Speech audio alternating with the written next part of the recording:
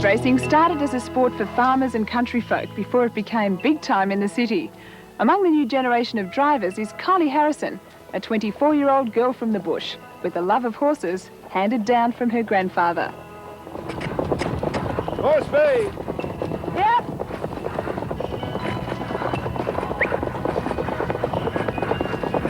More speed! She's a great competitor. She likes winning. She's very good. She's very cool and thinks about her drives. And she is a very accomplished horsewoman. Jack Johnson has been training harness races for more than 40 years. He knows a potential champion when he sees one, whether it has 4 legs or 2. Nearly too good for you. We'll see you in the home straight. I suppose when I was about 5 years old and Pop would sit me up in the jog cart next to him when he was training and driving himself, well, he still trains.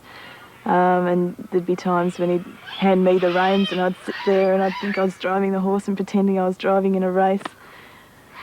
Those sort of memories are still really, really strong. And then there were the times when he first started letting me drive fast work. When I was about 10, I suppose, I was far too young to be driving fast work, but he always pushed me forward and, you know, let me know that I could do it, I was capable. Even if I wasn't capable, he'd always push me. Get out. Let him go, Kylie. Let him go. Go on. It's good, just having his experience there. It's always handy to have that knowledge there that I can use. I know that he'll know what to do with a horse when something goes wrong, and I've got the advice when I need it, which is fantastic. I really need it. You look pretty close, the pair of you. Well, we've been working together for quite a while, and I suppose that happens that way, doesn't it?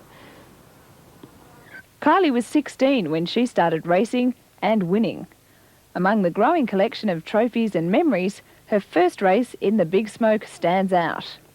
Moonee Valley, I had my first drive there in '85. I was 17, and I'd got my licence on the night, and I drove Bindi Black and we won, and it was just the biggest thrill. I couldn't have beaten it. It was fantastic. And what did your granddad think? Well, he was training the horse.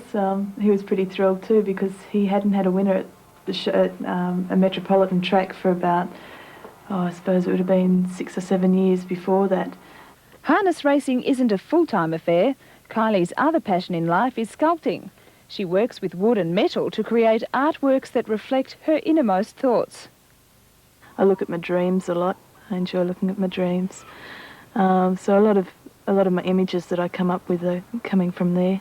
Not surprising that some of those are horses. That's right, yeah. Yes, I suppose, yeah, when you're around them so much, you do tend to dream about them as well.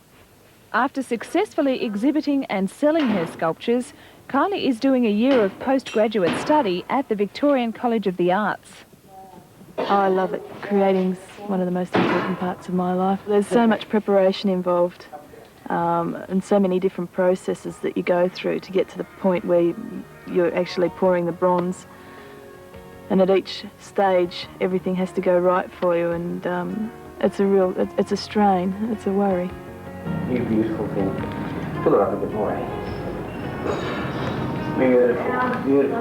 Well done, job. Oh, perfect. But before the metal even starts to cool, Kylie's out of the frying pan and into the fire.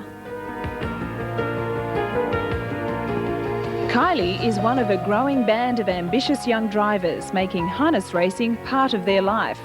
Amongst them are artists, an industrial chemist and a fashion designer, all juggling 2 careers. One day they may have to make the decision between their horse and their day job, but meanwhile they play to the passion that runs through their veins. As the horses nose up to the mobile barrier, the pace picks up. You can feel the tension, taste the excitement, smell the danger.